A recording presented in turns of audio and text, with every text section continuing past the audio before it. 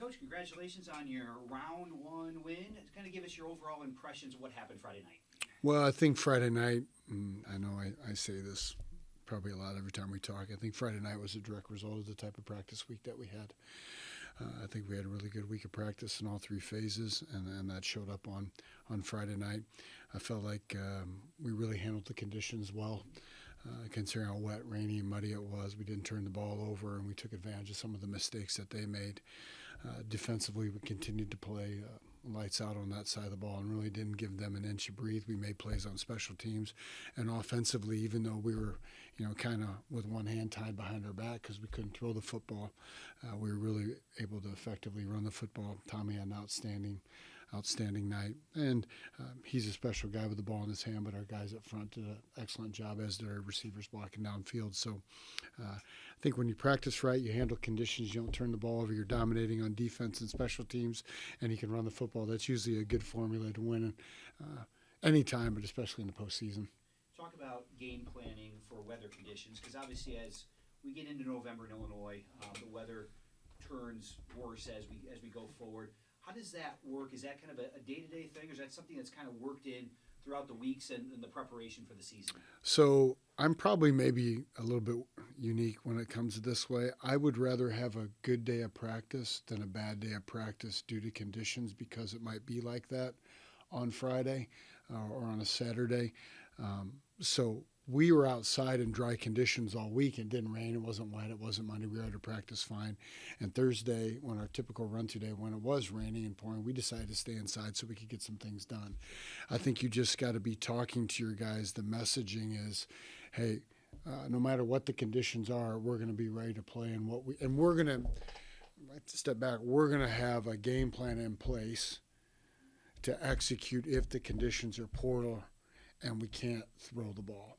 So in our back pocket, we have a solid running game, but we also have the ability to snap it directly to running backs to get them the ball going downhill to take advantage of, but counteract the negative weather conditions. So it does factor in, but we don't create bad weather at practice to be ready for bad weather in a game. I don't know if that's wrong, but I just feel like, and I think our staff feels this way, we'd rather have a good day inside than a bad day outside in the rain. Early in the game, you had a fourth down situation. You were in their own territory, decided to punt the football. Does some of that field conditions, weather, does that come into play a little bit, making those types of decisions, or just you have an outstanding defense as well?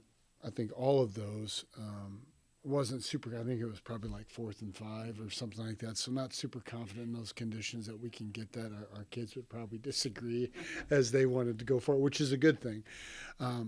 But when we're able to snap and punt like we are, and we can pin a team back in those conditions and let our defense go to work and hopefully give us the ball in a short field, we're probably going to err on that side most times. I think even if the conditions had been nice, we still would have done the exact same thing and punted it and allowed our defense to go out and play. Bradley-Bourbonnais comes in the 16th seed, taking on the 1 seed. Last week, it was their first playoff win since 2016. What advantage does being the underdog have in motivating a team coming into week 11? Meaning from their perspective? Well, I think when you feel like you're the underdog, you can take on the kind of it's us against the world mindset perspective that no one's given you a chance to win. I don't know that they probably consider themselves an underdog just because of who they are, who they played, and who they beat. I do think it puts a little chip on your shoulder, but I also feel like we kind of have a little bit of that chip on our shoulder just because I think a lot of the comments and grumbling, not that we worry about it, is that maybe we're not worthy of being the seed that we are, even though it's purely an objective seeding that doesn't take anything into consideration. So I'm sure they're going to play that up and use that to their advantage, but if you watch them on film and seen them play, they're a really talented team in all three phases, well coached with dynamic players. So we're not looking at them like we're playing some super underdog that's playing us. We're looking at them at a very formidable opponent that's going to be a really big challenge to beat on Saturday. In an interview with the Daily Journal, Bradley's quarterback talked about how the Boilermakers have been playing together since they were 6. Can you talk a little bit about the Irons team chemistry and the relationships between players? I think team chemistry and the relationships you have with your teammates and your coaches from between player to player, coach to coach and player to coach. I think those things are extremely important. I feel like our relationships and our team chemistry has been outstanding this year. It's been a situation where, there's been games where the offense has played great and carried the defense. There's been games where the D's had to carry the offense, and you never hear anybody pointing fingers or come on offense or come on defense. It's always been a collective group. I think it's unique when you're in places like that where those kids have the opportunity to play in one JFL system. I don't know if Bradley-Bourbonnais has that can feed all the way up through high school. We don't really have that because there's so many different JFL teams, but a lot of our guys have played JFL together since they were little.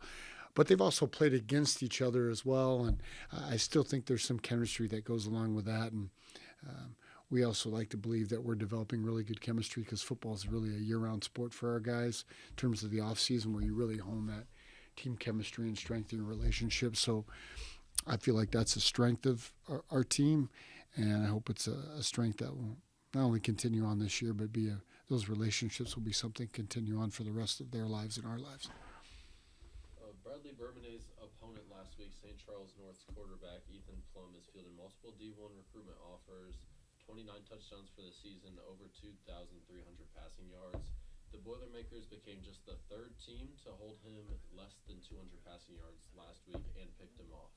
Just how talented is Bradley at stopping the passing game? Well, I think how they stopped the passing game was, one, they were able to up front, their defensive line, their linebackers were able to do a good job of controlling the running game. And they really they got loose on them maybe one or two plays in that game on Saturday night. But then they were able to put pressure on the quarterback. And any quarterback, I don't care how good you are, a running game is really good. You're a really good friend to a good throwing quarterback. And if you can put pressure on the best, it still makes throwing difficult. And then you combine that with their defensive backs on the back end that are athletic, can run, are talented, have good ball skills. It's a good recipe. And they're playing talented teams all year. Lincoln Way West has an outstanding quarterback, a Louisville baseball commitment. They're playing Lincoln Way East, one of the top 1 to 2 8A programs in the state, and probably one of the top 1 to 2 teams in the entire state, regardless of class. So they're prepared to play really good players. And defensively, I think it was just a total team effort from the defensive line to the linebackers, the secondary, to able to keep him in check. And they were able to do some good things offensively as well and keep it out of his hands by being keeping him on the sideline, So. It looked like St. Charles got away from their run game last week, something they were having success with early on this season. How big of a factor do you think Tommy Davis is heading into this contest? Well, I think regardless of who you're playing for us, Tommy is going to be a huge factor for us and what we do offensively. He's a dynamic guy in the backfield carrying the ball. He's a really good blocker in the run game and the pass game, and he's also a threat in the receiving game. So he is going to be a huge factor in our success. I think in order for us to be our very best, he has to be at his very best, along with other guys. I don't want it to seem like it's a one man show. Kyle's got to play well. Our offensive line's got to play well. Our receivers got to make plays. But Tommy's been really special this year and really important to what we're trying to do. Kind of talked about Bradley's defense quite a bit. What concerns you a little bit about their offense? So offensively, the quarterback is a returner. He started last year, the coach's son. Their offense is kind of an RPO game where I think sometimes it's a post-snap RPO or a pre-snap RPO where he can throw it out. He's a really good thrower. He's an effective runner, and he runs really physical. Like, he's not going to slide. He's going to lower his shoulder and try to get extra yards. When he scrambles, he does a great job of moving around while keeping his eyes downfield, which then makes you stay in coverage, or else he's going to get you. They've got some really dynamic. Number 11 is a really dynamic wide receiver. 14 is really good. And then their 2 running backs, 23 and 8, are excellent players. So, I mean, in my opinion, you don't get to the second round of the playoffs like them without being effective in the run-pass game and being really solid up front, which is going to be a really good challenge for us defensively. So, my short answer is they concern you in all 3 phases, and in both phases of running and throwing the football. Yeah, talk about special teams, maybe what kind of factor that'll be on the game on Saturday. I think it's going to be a huge factor. I always look at sometimes the most important special teams are kickoff. Can you pin them and cover great, or are you going to allow them to get the ball out because they can be game-changing, game momentum plays, and then punt? Can we, when it's time to punt, sometimes we're going to have to punt. We'd like not to, but we probably are. We got to be able to protect them. We got to be able to flip the field and let our defense go out there and go back to work. When we're kicking extra points, we got to be locked in because those things are for points, and those can have a direct impact on the game. I've lost games as a coach because we didn't execute an extra point. And when you play teams in the playoffs, they have outstanding special teams. I would say they're the best special teams by far that we've seen all year. They've got a really good kicker, great guys on coverage. They're multiple in the punt game. They can punt with their quarterback. They can punt from a shield punt. So they really make you prepare. And all three phases are going to be equally important to win and advance. And we have to be really prepared. And I've been watching a lot of film on them. So hopefully we're going to put our best foot forward with special teams. Obviously, Bradley-Bourbonnais will be a challenge, Mm-hmm. quite a challenge. So as your team hits the field on Friday night, what are just a couple things you'll be emphasizing with your guys? One, I think as we hit the field, we got to be able to handle the adversity of the game, the ups and downs of the games. They're gonna get us, we're gonna get them, and we got to be able to handle those things steadily. And we can't, lose our minds. We have to be able to keep our emotions in check. BJ always asks about personal fouls and things like that. I think we have to play with emotion, but not be emotional. And keep our emotions in check throughout the game because that's going to be really important.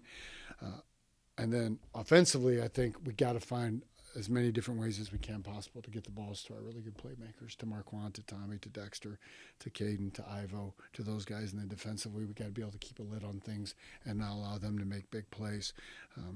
Which is going to be a challenge, but I think when we're up to the task, we've already gotten off to a good start of prep this week, and it's exciting. You want to play good teams, and the team I think that prepares the best this week, handles adversity, and keeps their emotions in check will probably be the team that comes out on top, and we just hope that's us. Coach, thanks for your time and good luck. Awesome, thank you.